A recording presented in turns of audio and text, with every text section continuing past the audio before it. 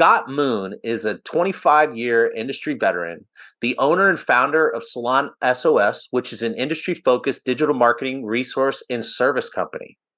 Scott brings marketing education and his industry experience to help salon professionals increase success in the salon and in their business. Welcome back to the Hairdresser Strong Show. My name is Robert Hughes, and I'm your host.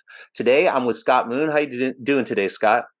I'm great, thanks, Robert. Great, thanks for having me. Absolutely. So, just backstory, Scott reached out to Hairdresser Strong, and we had a conversation about what he does, and we talked about how this could be potentially be a valuable conversation and resource for stylists of all levels. So, why don't you tell us a little bit about, first of all, like, let's get to know you. Like, first of all, are you a operator? Are you a hair operator? I am not a service provider, but I have been in the beauty industry for over close to 25 years now.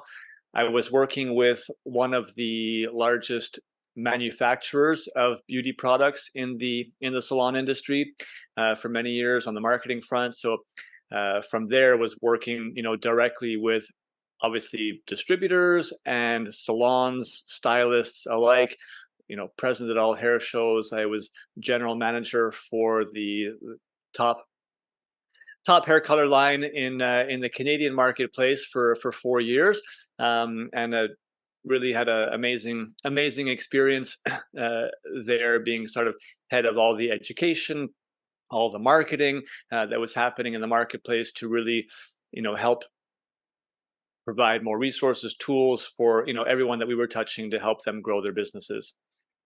Nice. Cool. So how'd you get into it? How'd you just get into the industry in the first place? Were you in working in the same space and the same disciplines in other industries, or have you, yeah, tell us your story. Yeah, I mean, I started obviously. I was a marketing graduate out of university. Sort of started down that path and ended up, getting an opportunity to have a marketing role inside of this beauty company. I don't know if you want names or not.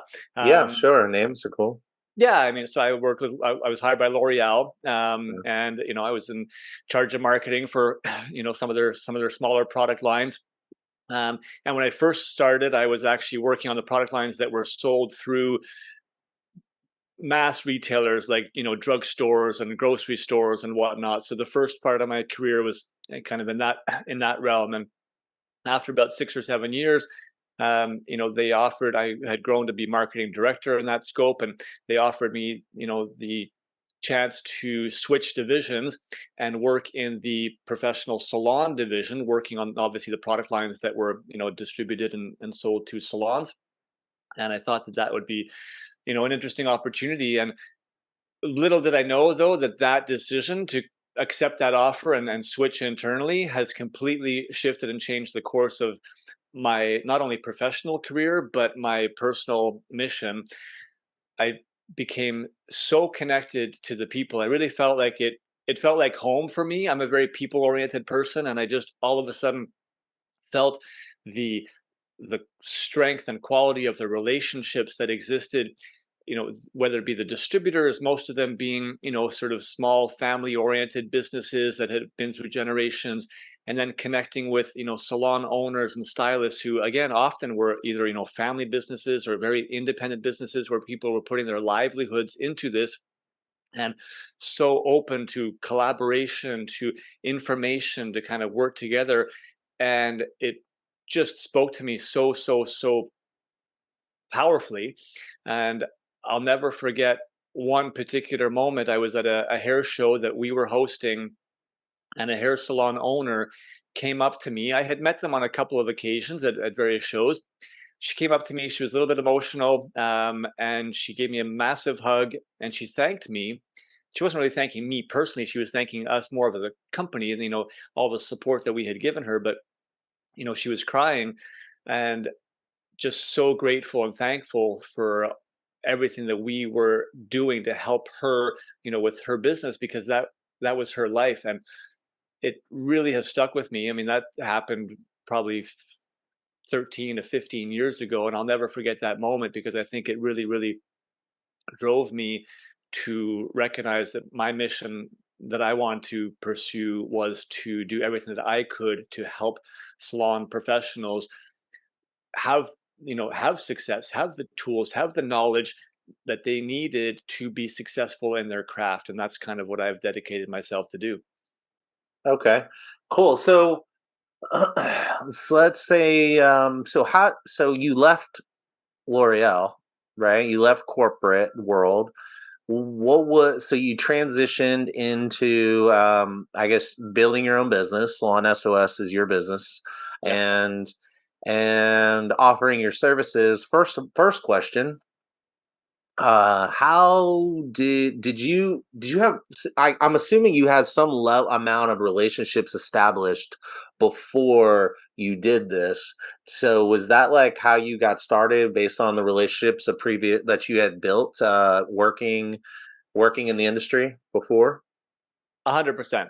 Yeah. Yeah. I had a pretty strong network within the industry, both directly with salon owners, stylists, educators, distributors, and I had a vision of a lot of tools and resources that I felt that our industry could really benefit from, and decided that it wasn't really being offered specific to our industry, and I wanted to provide that, and I felt like I could have a much stronger impact kind of doing that and being much more sort of on the ground almost, with salons every day, as opposed to in the corporate world where there's a lot of internal focus and time that's spent. So yeah, I got started really just by kind of connecting outreach through the network that I had already established, to say, hey, you know what, here's some new tools and resources that that are being developed and offered, and that sort of got the ball rolling.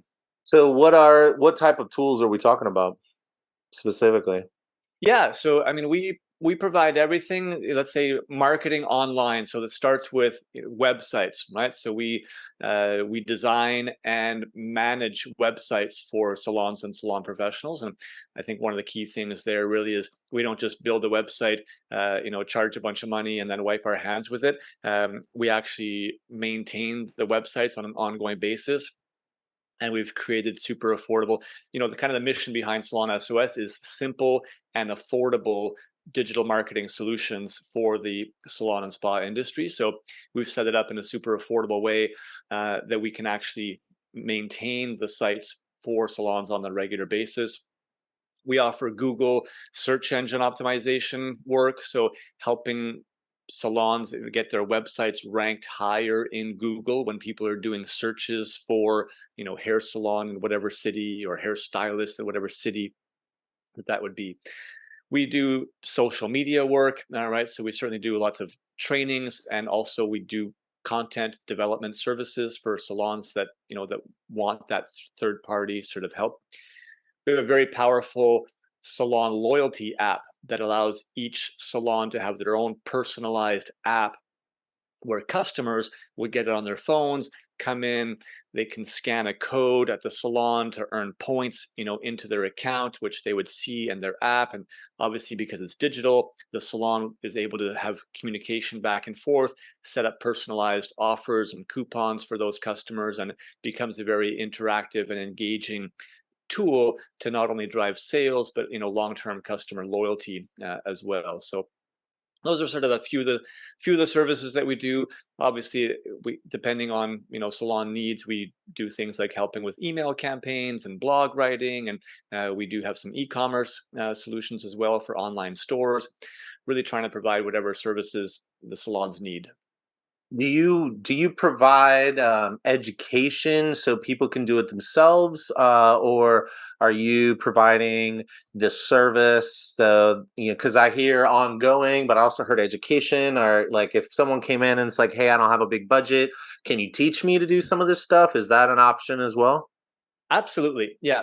We try to do a little bit of everything. So our first focus is education. We have an online digital marketing academy, which has, we've got YouTube videos with all sorts of digital tips, strategies, ideas, etc. We have our own industry podcast where we sort of interview uh, top salon owners who are successful on social media, salon professionals that are successful and sort of highlighting best practices and tips. And we do little mini capsule podcasts about digital marketing topics as well. We have blog articles on a regular basis, and all of our social media content is really all about education, tips, tricks. So we sort of start with that, but then we do also offer the services for salons that just don't have the time to do it themselves, don't have enough of the knowledge, to sort of do it themselves. And sometimes you just need an actual software, platform. If it's, the loyalty app, for example, like you need an actual software, you know, to perform that. So we have that available for those that want the support on the execution side. Okay, cool. So, question, I'm very curious. But when you're working with people, I feel like I always want to know what are the most common areas, the areas with the biggest deficits and in know-how.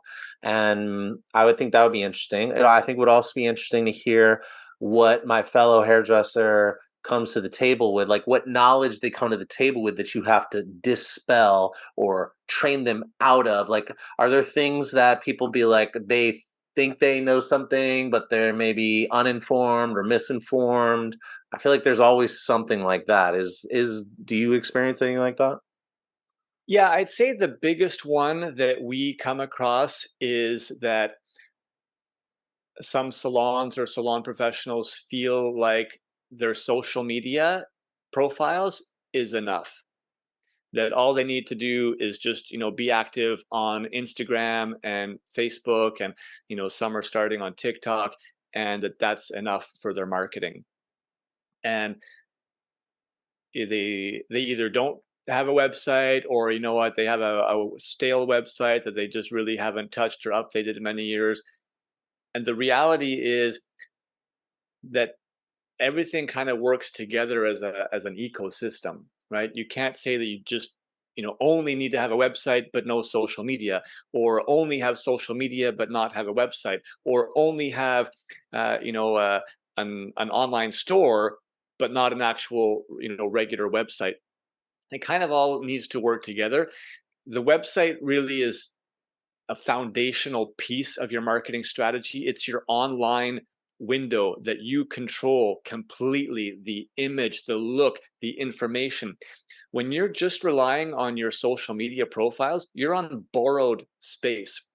Right? If Instagram and Facebook, decide to go a different direction tomorrow, they sell the company and some new owner comes in and they can make all sorts of changes.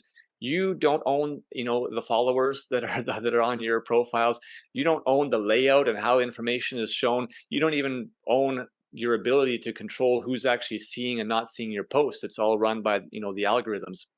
So, the website is, that's why I always say it's kind of your foundational piece. And then everything, the work that you can do within Google, right, to get yourself ranked higher, that's sort of an ongoing opportunity to just constantly have people coming and visiting yourself, your page, your site, to discover you. It's a great way to be gaining new clients. Social media is really powerful to be staying engaged with existing clients, your existing followers, right? Building a relationships with people, so you can kind of take them from the getting to know you phase, right, and sort of build that relationship over time to the point where they now might consider, coming to see you as an actual client, or maybe they're already clients, that are following you, and it just kind of keeps them engaged and keeps them connected to you so that they continue in the future.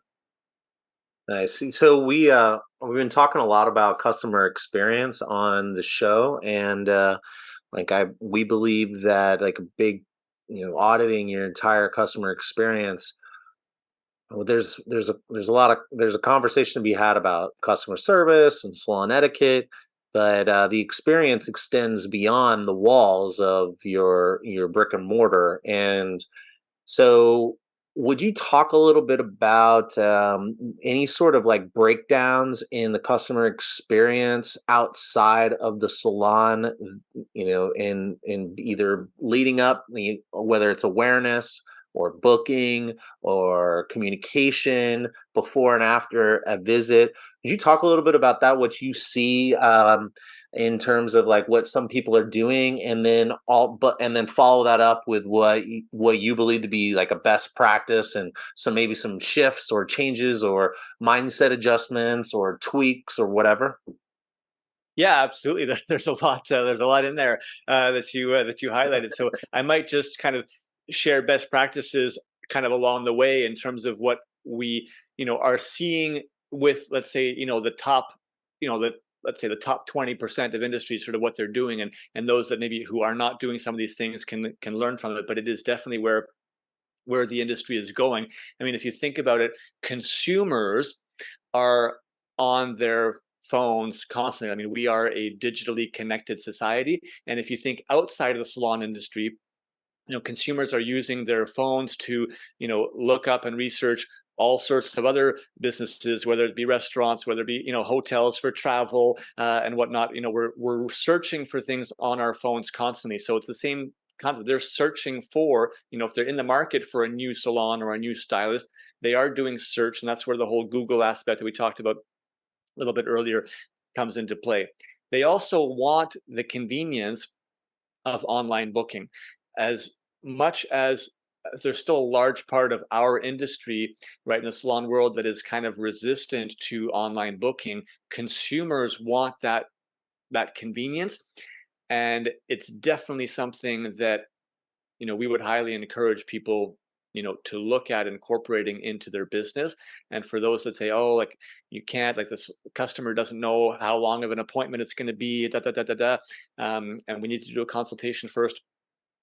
Just recognize that there are probably, a solid 25% of the industry they're already doing it. They've figured it out, and they will be stealing consumers bit by bit because consumers want that. So you might as well figure a way to make it happen. You don't have to jump all in with both feet right off the bat. You could incorporate online booking, but only have it available, let's say, for returning guests, right? But brand new guests have to have a first time consultation potentially. You could only open up the online booking only for certain services, right? If you're concerned with some of the more technical color services and the consumer's ability to choose properly, you could have those ones not available, in the online booking. So there are ways that you can kind of still get into online booking. It doesn't have to be all or nothing. Then once you do have, a guest appointment, you can utilize digital from a consultation standpoint, right? You can be connecting with that guest prior to the visit to potentially get a sense. They could be sharing some pictures of sort of what they're thinking about online. Depending on your timing, you could actually do some of your consultation, virtual consultation before they arrive, which would actually save you time, so you're not running behind in your schedule the day of. And I feel there's lots of benefits because when you talk about what you were saying, the consumer experience, right, it actually elevates you as a service provider, that you're having a little bit more of a modern approach by doing sort of a digital virtual consultation. And it can at the same time create a bit of excitement, right, for the guest. If you have a conversation with them sometime like within a week of that service visit, it kind of gets them thinking about it and excited about it as well. So there's a lot of benefits to doing that pre-work. And I'd say post-visit, a couple things that we like to recommend is send the guest home with some kind of video tutorials, right? So you can set it up if you want as like a gift with purchase, right? So if they purchase certain products, they're going to receive little tutorial videos that you've created about how to use that product, right? That's a way to sort of extend your expertise and show up with them between visits because they're kind of watching you. You could even film, if you're a stylist, you could film your actual finishing process with that guest.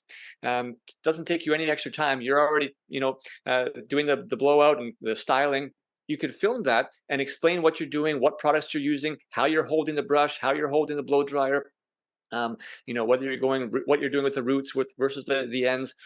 And that could be an amazing tool for that guest to be able to help them recreate their look, between visits, and feel that much more connected to you. And it's an experience that they would not be getting from 99% of other stylists, which can really help elevate you versus your competition again, by utilizing some of these digital tools that we have available to us, and really start wowing your customers. So those would be sort of a couple areas that I, would highlight. I think that people can be elevating customer experience using technology. Nice. Cool. This is great. Well, it definitely sounds like you're definitely sounds like you have you know what you're talking about. I definitely get that. And I love this stuff about the pre and post visit. I think that when I'm looking, I see like tiny little pieces of information that people can string together. But I think that the audience just got like a nice little package of things that they could be looking at and doing and considering adjusting or shifting in some ways to enhance the customer's experience. I think I'd be really interested to dive into some of these things in a little more depth, and but I think we should save that for the next time we talk. Um, as we wrap up this conversation, we got a chance to get to know you. We got a chance to like hear what you were seeing and some of the suggestions that you're making for stylists at all levels. Really, it sounds like salon owners, suite owners, and even salon stylists can make some of these adjustments, and this is I consider to be valuable. So if you're listening or watching, please let us know if you picked up something or you understand the value of this information, and tell us what you plan on doing with it.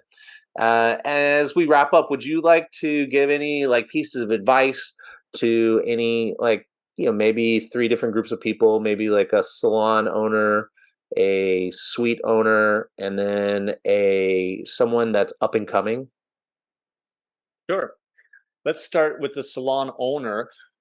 I would say the one thing that you really need to be thinking about is, if you want to be attracting, right, the latest and greatest staff to come and work for your salon, you have to set yourself, you know, apart as a salon that is taking advantage of these modern technologies, because the younger generation, they're coming in and they've grown up with, mobile phones and this technology, and they're accustomed to it.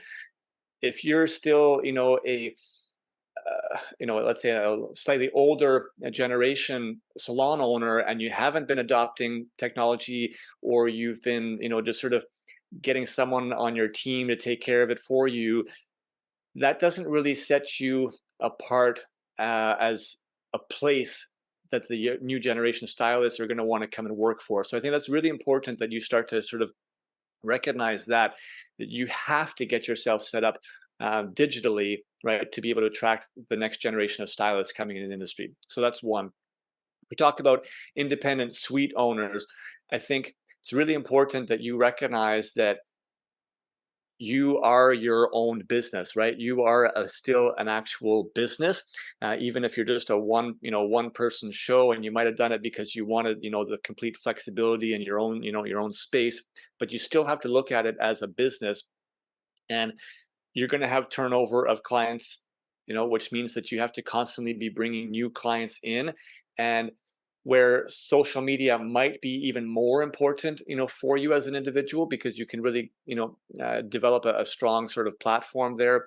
Uh, I just say it's important to consider making sure that you stay atop of education and use on the business front, and look at, systems that can help you to be more efficient, right? Because you don't have support network probably of people to help out.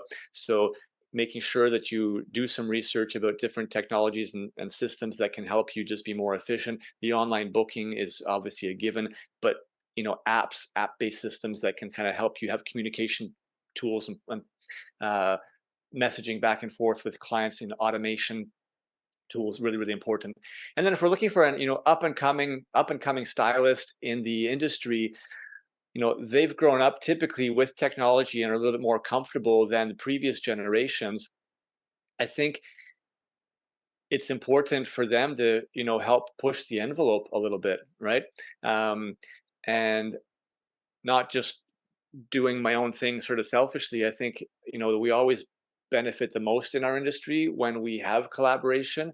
And, if you're coming in to a salon environment with other stylists, owners who maybe don't have the same level of comfort and knowledge that you do, think it's important you can kind of learn from each other. You could be helping, you know, share some of your tips and best practices because you're probably way more, let's say, active and comfortable on social media, for example. And you can be sharing that with some of the older stylists, and they can be sharing with you some of the customer experience, customer service, techniques that they've learned over the years. And I think you can kind of work in a collaborative manner by sort of sharing best knowledges and practices. I love, love, love all of this. And I really love that last part because I just actually had a conversation earlier today about um, generational differences and the salon, like the customer's experience. And I think I love that point where you made where like a salon owner who may be of an higher level generation, older, and they might be able to learn some stuff from the young people. And I love the fact that, which I think everyone I think is could pretty much agree with, but that in terms of like technology and this customer experience before they get into the salon, their digital space, but also like once the customer comes into the salon, these young people can then learn, then the role can reverse, and these young people can learn something that they have a lot less exposure to in this digital world, and that's interpersonal communication, etiquette, and stuff like that to enhance the customer's experience while in the salon or in the shop. So I love that. Thank you so much for sharing and coming on the show. And I look forward to continue this conversation and diving into some more specific things that people can do and maybe give a little more detail. So just to bring even more value to this conversation. But we'll save that for next time. So until then, thanks again for coming on the show. Hey, it's my pleasure. Thanks so much for having me. This was a fun conversation. Hope some people picked up a little idea or two that can help them in their day to day to be just at least 1% better. That's the goal, right? Absolutely. Awesome. And if you want to get a hold of Scott, just check out the description below. There will be information for you to connect. All right. Until then, I'll see you later.